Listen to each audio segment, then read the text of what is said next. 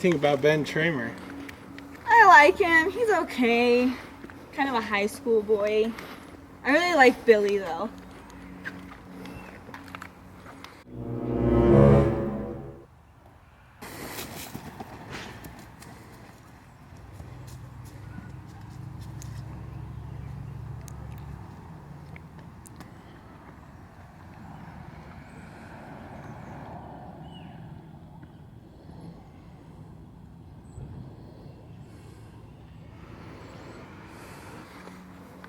Hey, Eddie, you see that guy over there? What guy? That was the guy that was following us in the car earlier. That creep? Yeah. No, don't walk over there. Eddie, stop. Come on, come back.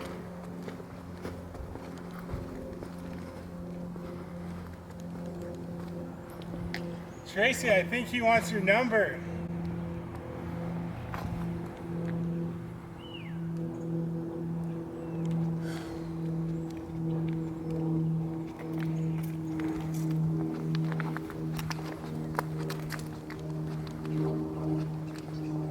There's nobody there. There was somebody there. You're going crazy. Hey Tracy, Halloween's on, man. Can you grab me a beer real quick, though?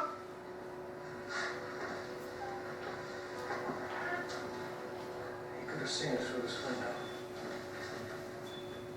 Down the other lawn. Oh, thanks. Sing inside.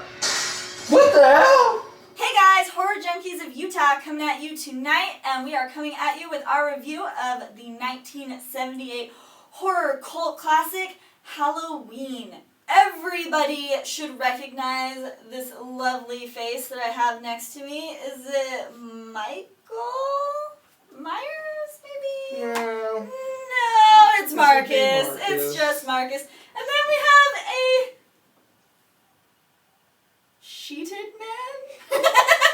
Well, we all know in the first Halloween, Michael puts on a drape, but who is this Who's guy? under there?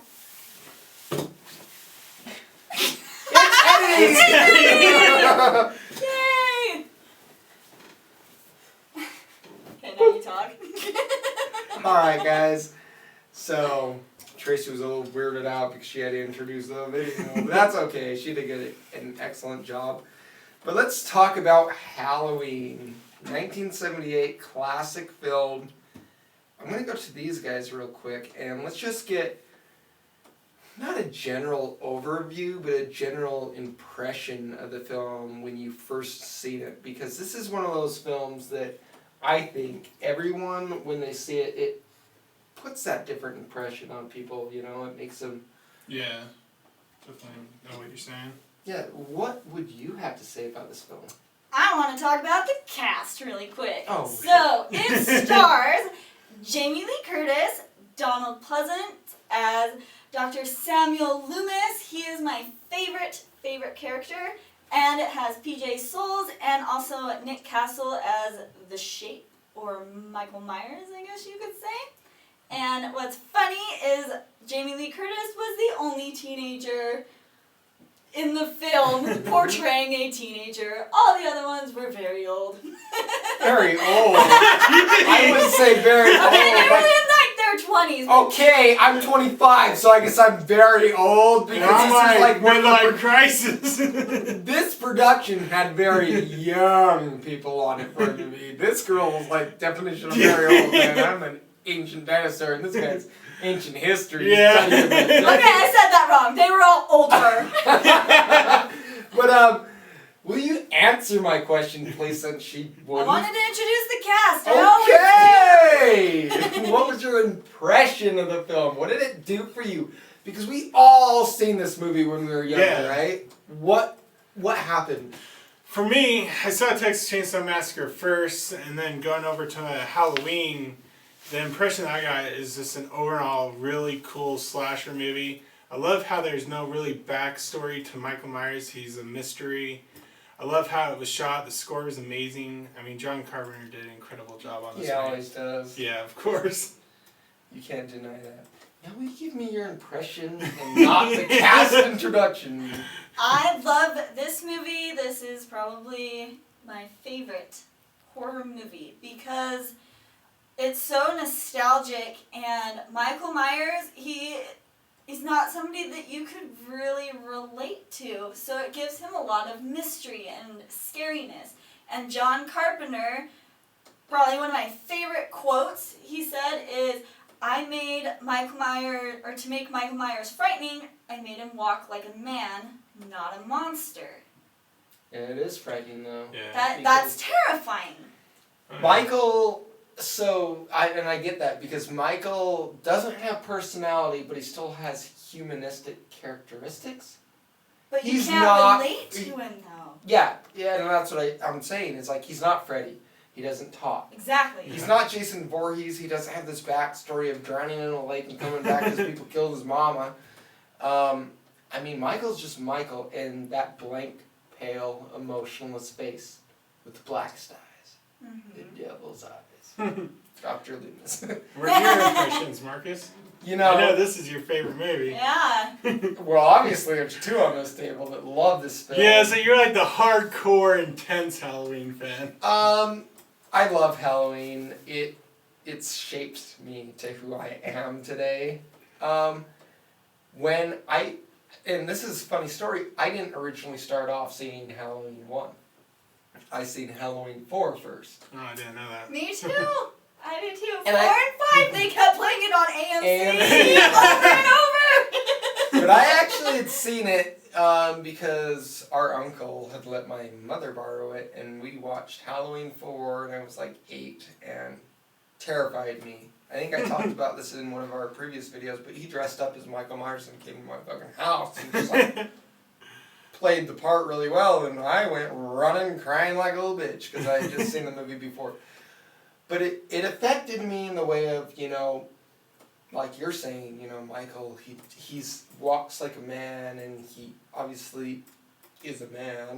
I hope he's not an alien. But he has that unrelatable side. Like, no one knows where he came from. And that's what I love about the original Halloween and the remakes, that I was just like, no, Rob Zombie, what did you do? I don't want backstory. Yeah, you Because don't. it's more fearful on the fact that I don't understand. Well, he went with the whole typical serial killer shit with. We should make another video of this Halloween, Yeah. of the We remake. do need to do need to do that. So But- we will, definitely. But what I'm saying is, like, he did the typical serial killer thing because they say, oh, it starts with animals, it starts, cutting. He did. He went way too psychological with it, whereas John Carpenter just created a horrifying character. And you know the funniest thing is the mask. How scary is that mask? Oh, yeah, it's terrifying. Someone want to just break it. I know a lot of you probably already know this, but what was the mask originally? William Shatner. Captain Kirk. What the hell? How did they make that so terrifying?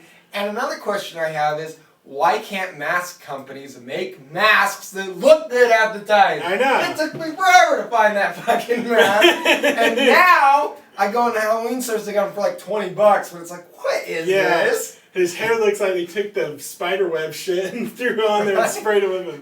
I'm getting off track on this, so we'll go back to the movie, but it really makes me mad. So, Spirit, shout out. No, Halloween City is where I got the mask at, so shout out to you guys. Spirit, you had a cool one too, but both you stores mostly carry garbage. Anyways, so the film itself, we have the opening scene. We have Michael, as young Michael, dressed in his clown costume, going through cupboards, looking for knives. Just mysteriously, we got his sister upstairs, making the... yeah, with her boyfriend. whatever she's doing. Did you know an interesting fact that I find interesting is the hands that are grabbing for the knife? Mm-hmm. Deborah Hills. They are. Didn't know that. That's pretty cool. So it's Deborah Hill that played Michael Myers that one time. She also does it a second time in the film when Tommy Doyle looks across the street and sees the shape sitting there. That's her as well. And if you I look know very closely, the shape looks very small in his stature. That would make sense.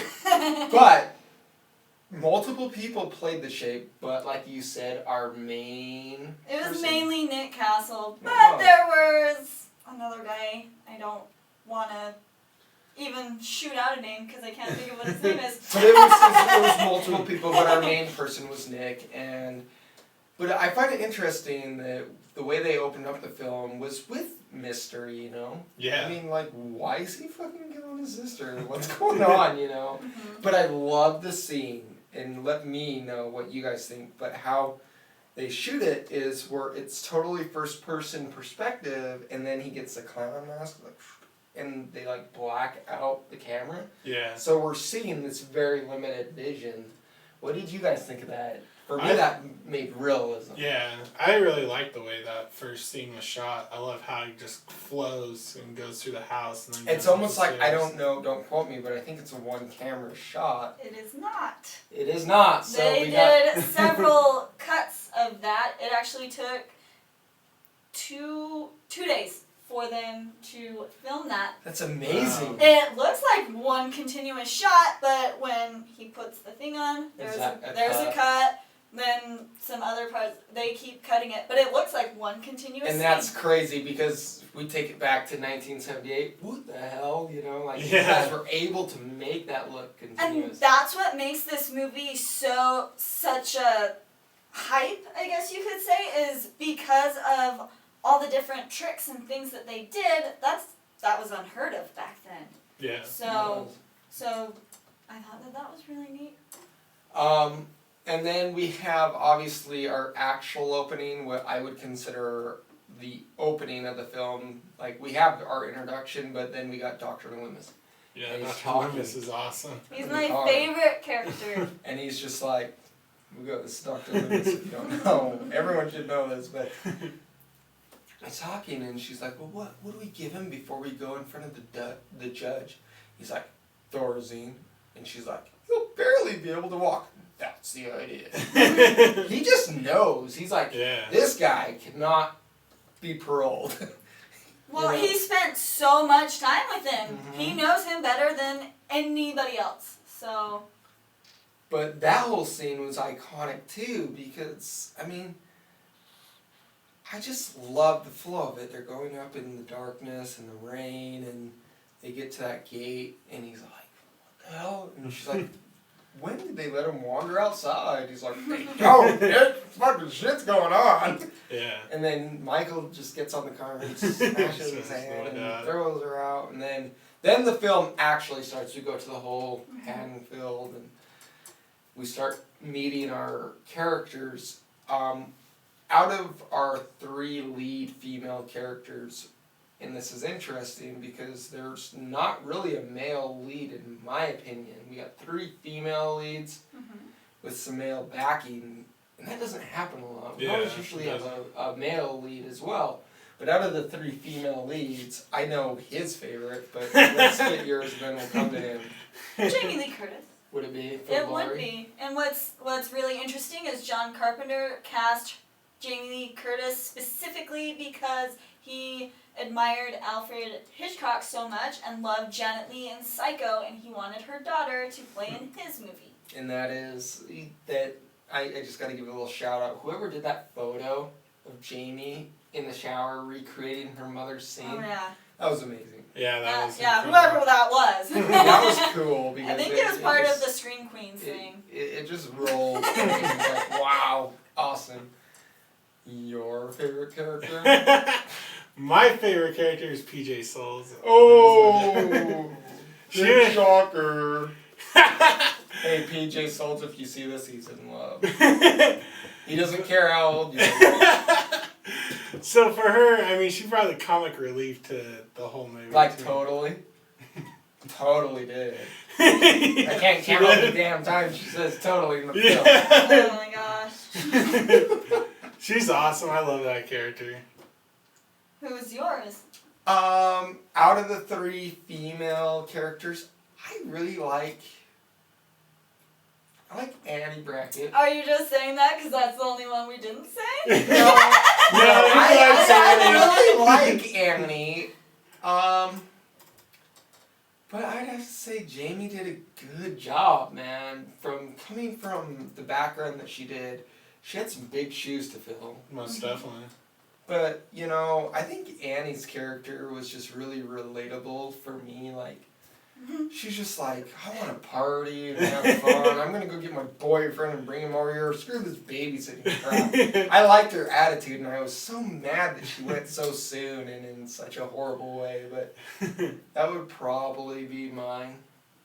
Makes sense.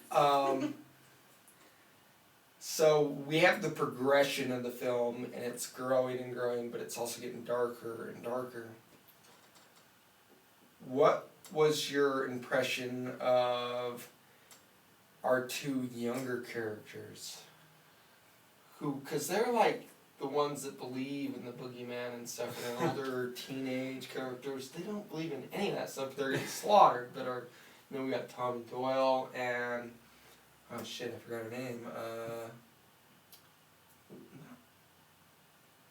I have to come back to you on that one.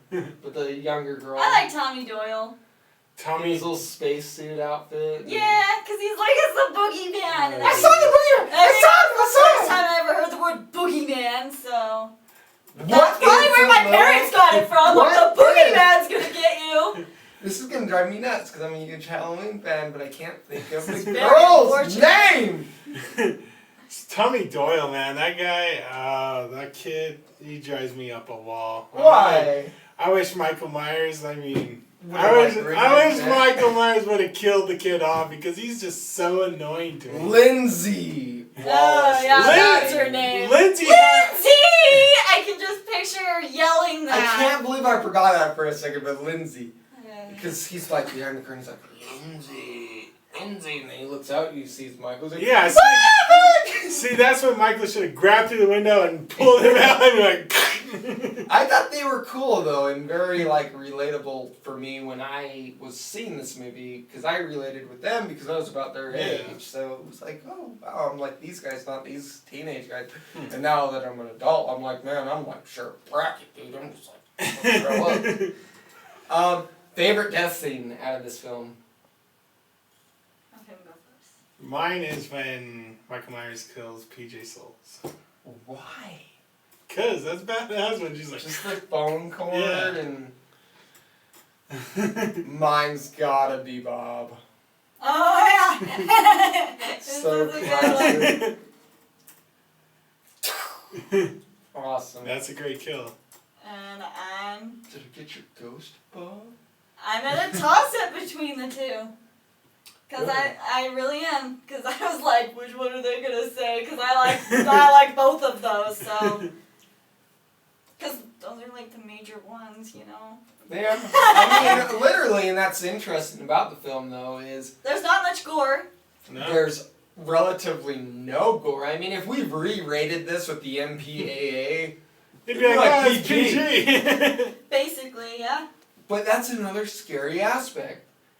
You don't need gore to scare people. You don't need a huge amount of violence. You need the mystery, the what's behind the mask. What's, definitely. It's what you don't see that scares me, at least. Yeah, I mean, it gets in your head. Your brain starts processing like a little gerbil spinning a wheel. Totally, and so, I mean, that's happening in this film.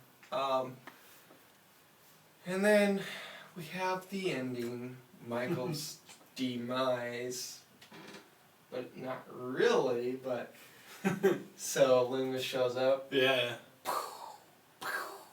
I tried 6 times! And it's interesting if you watch Halloween 1 versus Halloween 2. They mess it up. Yeah. Because in Halloween 1 he falls off like a banister, and Halloween 2 he like walks up a platform. Yeah. But, I mean, when you see the very ending of the film, you just know there's a sequel coming. Yeah, of course. Right? I mean, it was just like, there is. Another question I wanted to kind of ask you guys, though, is, so we've kind of gone through the film. What did you think of the opening credits? I thought the opening credits were pretty cool with the pumpkin. Just the slow. And what's funny is like the pumpkin, like they must have been in a hurry when they were cutting that thing because the smile isn't proportioned right, and there's like 2 different cuts, and you can see where they cut. Halloween 2 did a better version where it cuts open and stuff. Yeah, but for the old school, I love the opening. I thought it was really cool what they did. What about the movie posters? Oh, the movie posters are Classic. awesome. There's one right there. Obviously, you guys are off camera here. You can't see. We got 2 of them here. But you did see at the Halloween party. And they are there, and we got the night he came home, and then just the classic him on the top of the staircase. And that brings me to another question. Is this soundtrack the most iconic soundtrack in horror, or does something beat it? Nothing beats the soundtrack. Nothing. I mean... Jaws could come close. What? No way, man. What? I Holy would have crap. put something else up there in part of it, but not Jaws. That's a very, Yeah. it's very iconic. It's iconic, but for me, there's not enough emotion in it. Yeah. It's just 2 notes. Dun-dun, I mean, John This was Carpenter was dun-dun, just a dun-dun. There's mad... 4 or 5 notes. She's like, let me count. Nothing tops a John Carpenter score. I'm not saying that topped it. I'm saying It came close. it came close to being as iconic. Maybe... For me, I've always loved John Carpenter. Yeah, scores, like it's you're saying. incredible. But the other most iconic thing I can think that would come close is The Exorcist. Yeah, The Exorcist would be up there. I could consider that. But I think it's one of the ones that when you hear that song, Oh, yeah. you just, if I was like listening to that on my iPod walking down the road, I would expect a car to just slowly pull up Yeah. next to me and just Definitely. drive next to me. I don't know how Michael Myers drives a car with a mask on. That's a pain in the ass. But, any final thoughts on this film? I just love this movie. I mean, if we were going to rate it, I'd give it 10 out of 10, of course. I have one little trivia tidbit, and it is that how everybody kind of thought, like, you know, with the rules and Scream and stuff, like if you're not a virgin, you die. And so you see how kind of the skankier people start dying. They did that kind of not realizing that they did that fact kind of a thing, because those people are so preoccupied having sex and thinking about the opposite sex, they're not paying attention to a man that could come and kill them, while Jamie Lee Curtis's character, Laurie Strode, is normally alone and by herself, so she's very aware of her surroundings and what is going on. I mean, that's very true. So Yeah. are you saying virgins are just more aware than non-virgins? Well, I guess that's kind of the point they were making in the movie, unintentionally. I love when she answers the phone after she sees him out in the sheets and stuff. And she answers and no one, answers back. She slams it down, calls again. Who is this? Why'd you hang up on me? Oh. I kind of think, like, I guess we're not done yet. Not just yet, but I kind of This is a very long video. It's just the movie is so good. I have could so go on many for good things to hours. say about it, and so many. I mean, we might have to do. It's Halloween, man. It's Halloween time. You have to watch this during Halloween. You Don't have we to. slowly watch the mental demise of Laurie Strode? I mean, she starts off very, innocent, but she starts to crack, man. Did that mess you up too? If you Yeah.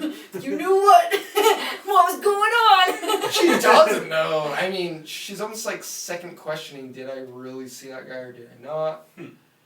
I don't know. I just always was thinking, like, is she going to go nuts before Michael even comes to her? But, I don't know, that's Halloween, and the way it affected people, and the way it's been so iconic still to this day. I mean, look at what they made. It was a bunch of college students, younger people. It was also a very low budget movie. Yes, too. it was, and I'm so mad at the film The Blair Witch Project because you stole Halloween's title of being the #1 grossing independent film for horror. Halloween Yeah. was supposed to be called The Babysitter Murders. Yep. Yep, it was, and that was the whole. I'm glad that they didn't go with that. That was the Yeah. whole concept at first, but I mean, anything else? No. Well, I think we pretty much covered this one for you guys. Let us know your opinions and your thoughts on this iconic classic. If you don't like the movie, don't even bother commenting because I don't give a shit. Honestly, if you don't like the movie, you gotta come up with a good reason why because I'm very curious. But that Rate being it. said, Rate it. me? Yeah. 10 out of 10. Are you sure? Yeah, that's not even a thought. I'm so not sure. And I give it a 10 also. 10. Classic movie. I can't wait to see what is coming with the Halloween Returns Yeah. sequel That'll be interesting. and when it actually hits. I just pray that we don't get another Halloween Resurrection.